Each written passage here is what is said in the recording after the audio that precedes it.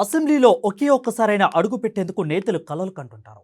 ఏళ్ల తరబడి రాజకీయ పార్టీలో ఉంటూ తమ కలలను సాకారం చేసేందుకు విశ్వ ప్రయత్నాలు చేస్తుంటారు. ప్రత్యర్థులతో తాడుపేడు తేల్చుకోవాలని, ఎలాగైనా శాసనసభలో అడుగు పెట్టాలని ఆ జిల్లా నేతలు ఉవ్విళ్లూరుతున్నారు. రాష్ట్ర స్థాయిలో వాళ్ళు ఫేమస్ లీడర్లైనా లోకల్కు వచ్చేసరికి వారికి చేదు అనుభవాలే ఎదురవుతున్నాయి. దీంతో ఎక్కడ పోగొట్టుకున్నామో అక్కడే వెతుక్కోవాలన్న తలంపుతో ఈ దఫా ఆ జిల్లా నేతలు గట్టి ప్రయత్నాలు చేస్తున్నారట. అసలు ఆ జిల్లా ఏది? వాస్తవ స్టోరీ.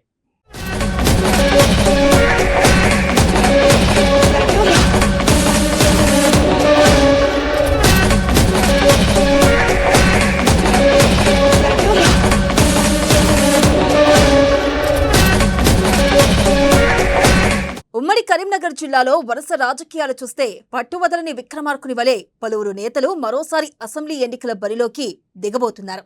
ఈసారి ఎలాగైనా గెలవాలన్న సంకల్పంతో ఒక్క ఛాన్స్ ప్లీజ్ అంటూ ఓటర్లను వేడుకుంటున్నారు. వీళ్లలో 1-2 సార్లు కాదు, వరుసగా 4 సార్లు స్వల్ప ఓట్లతో ఓడిపోయిన సుమారు 10 మంది నేతలు ఉన్నారు. అంతేకాక పాత ప్రత్యర్థులతోనే పోటీ పడబోతూ ఉండడం లోకల్ పాలిటిక్స్ ఉత్కంఠను రేపుతున్నాయి. ఈసారి ఎలాగైనా గెలిచేందుకు సర్వశక్తులు ఒడ్డుతున్నారు నేతలు. కొందరైతే తమకు ఇదే చివరి ఎన్నిక అంటూ ప్రజల వద్ద ప్రాధేయపడుతున్నారట.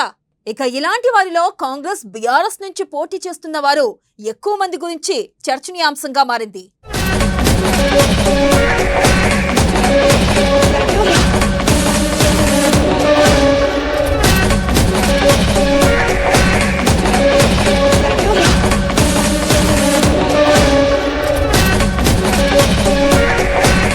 ఎమ్మెల్యేలుగా ఓడిన ప్రముఖులలో ఎంపీ బండి సంజయ్ కుమార్ ప్రస్తుతం బీజేపీ జాతీయ ప్రధాన కార్యదర్శిగా కొనసాగుతున్నారు. బండి సంజయ్ కరీంనగర్ అసెంబ్లీ నియోజకవర్గం నుంచి 2014-2018 ఎన్నికల్లో బీజేపీ అభ్యర్థిగా పోటీ చేసి బీఆర్ఎస్ అభ్యర్థి ప్రస్తుత మంత్రి గంగుల కమలాకర్ చేతిలో ఓటమి పాలయ్యారు.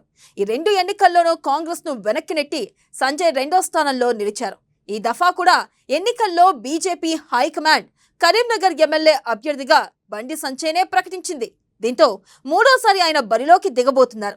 ఇక మాజీ ఎంపీ పొన్నం ప్రభాకర్ 2018 ఎన్నికల్లో కరీంనగర్ ఎమ్మెల్యేగా కాంగ్రెస్ నుంచి పోటీ చేసి ఓటమి చవిచూశారు. ఈసారి కాంగ్రెస్ అధిష్టానం ఆయనకు హుస్నాబాద్ టికెట్ను ఖరారు చేసింది. హుస్నాబాద్లో ఎలాగైనా గెలిచి అసెంబ్లీలో అడుగు పెడతాననే ధీమాతో పొన్నం ప్రచారంలో దూసుకుపోతున్నారు.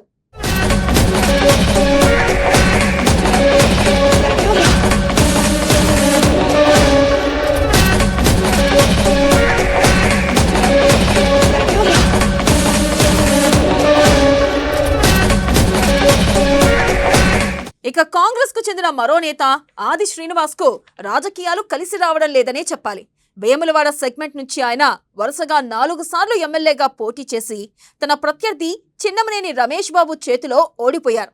2009లో జనరల్ ఎలక్షన్స్, 2010లో బై ఎలక్షన్స్, 2014-2018 ఎన్నికల్లోనూ ఆయన పరాజయం పాలయ్యారు. అయితే మరోసారి ఆది శ్రీనివాస్ తన అదృష్టాన్ని పరీక్షించుకోబోతున్నారు. ఈసారి చెల్మడ లక్ష్మీ నరసింహారావుతో ఆది శ్రీనివాస్ పోటీ పడుతున్నారు. కాంగ్రెస్ నేత కేకే మహేందర్ రెడ్డి సిరిసిల్ల నియోజకవర్గం నుంచి 2009లో ఇండిపెండెంట్ గా పోటీ చేసి బీఆర్ఎస్ అభ్యర్థి ప్రస్తుత ఐటీ మంత్రి కేటీఆర్ పై కేవలం 171 ఓట్ల తేడాతో ఓడిపోయారు. ఆ తర్వాత 2010లో బై ఎలక్షన్స్ లో, 2018లో కాంగ్రెస్ తరపున పోటీ చేసి కేటీఆర్ చేతిలో ఓటమి చవి చూశారు. ఈసారి ఈ నియోజకవర్గం నుండి ఇంకా టికెట్ కేటాయించకపోయినా మరోసారి బరిలోకి దిగేందుకు ఆయన సిద్ధమవుతున్నారని సమాచారం.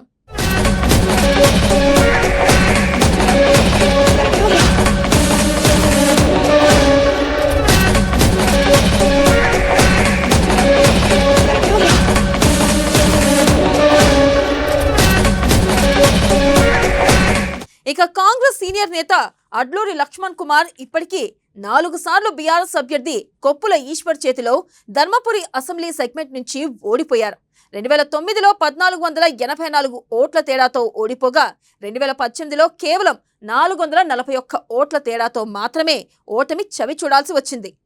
ఇక 2018 ఎన్నికల కౌంటింగ్లో అక్రమాలు జరిగాయంటూ ఆయన హైకోర్టును ఆశ్రయించారు. 4 సార్లు ఓడిపోయిన ఆయన ప్రజల్లో ఉంటున్నారనే పేరుతో పాటు సానుభూతి కూడా ఉంది. దీంతో మరోసారి కాంగ్రెస్ టికెట్ ఆయనకే ఖరారైంది. 5వసారి లక్ష్మణ్ కుమార్ తన అదృష్టాన్ని పరీక్షించుకోబోతున్నారు. బీఆర్ఎస్ నేత చెల్మడ లక్ష్మీ నరసింహారావు 2009, 2014లో కరీంనగర్ నియోజకవర్గం నుంచి కాంగ్రెస్ అభ్యర్థిగా పోటీ చేసి తన ప్రత్యర్థి గంగుల కమలాకర్ చేతిలో ఓటమి పాలయ్యారు. 2018లో ఎన్నికల్లో పోటీకి దూరంగా ఉన్నారు. ఎమ్మెల్యేగా గెలవాలనే కల నెరవేరలేదు. దీంతో ఈసారి బీఆర్ఎస్ లో చేరి వేములవాడ అభ్యర్థిగా నిలిచారు. మూడోసారైనా గెలవాలన్న దృఢ నిశ్చయంతో లక్ష్మీ నరసింహారావు ప్రచారాన్ని ముమ్మరం చేశారు.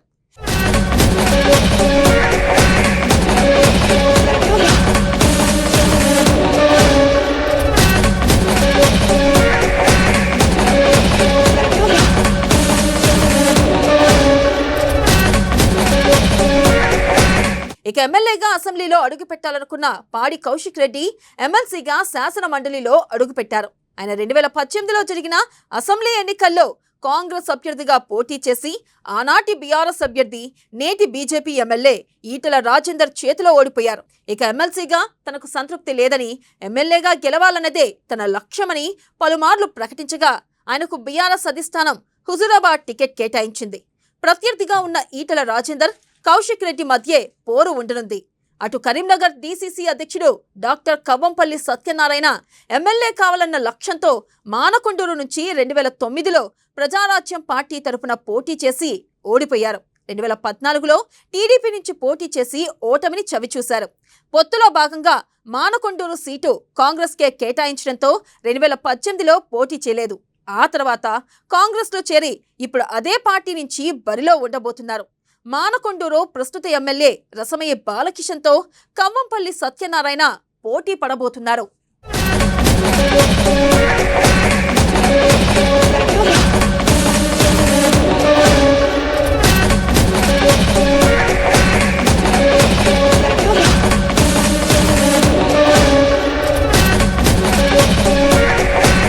ఇక కాంగ్రెస్ నేత మక్కన్ సింగ్ రాజ్ ఠాకూర్ 2014లో రామగుండం నియోజకవర్గం ఇండిపెండెంట్ అభ్యర్థిగా పోటీ చేసి ఓడిపోయారు.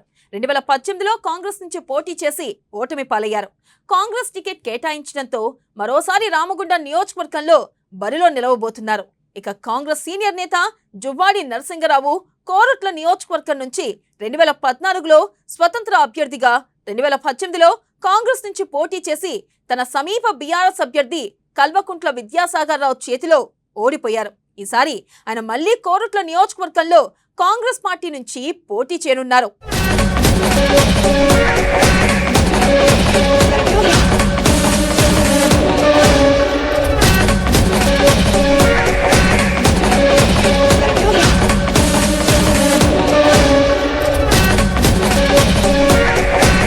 ఇక టికెట్ రానంత వరకు నేతలు తిప్పలు ఒకటైతే, టికెట్ దక్కాక దాన్ని నిలుపుకోవడం కోసం అనేక పాట్లు పడుతున్నారు. గద్దెనెక్కిన తర్వాత ప్రజల మొహం చూస్తారో లేదో వారి అంతరాత్మకే తెలియాలి, కానీ గెలుపొందడం కోసం అనేక పాట్లు పడుతున్నారు లీడర్లు. టికెట్ దక్కిన నేతలు ఒకవైపు, టికెట్ దక్కక అసంతృప్త నేతలు మరోవైపు. ఇలాంటి పరిణామాల్లోనే ఎన్నికలు ఉండడం కొంతమందికి కలిసొస్తూ ఉండగా మరికొంతమందికి అది నష్టాన్ని చేకూరుస్తుంది అనడంలో ఎలాంటి సందేహం లేదు. ఇక ఈ నెలలో జరగబోయే ఎన్నికల్లో కరీంనగర్ పార్లమెంట్ పరిధిలోని అసెంబ్లీ నియోజకవర్గాల్లో ఏ నాయకుడు తన ఉనికిని చాటుకోనున్నారు అనేది ఉత్కంఠగా మారింది.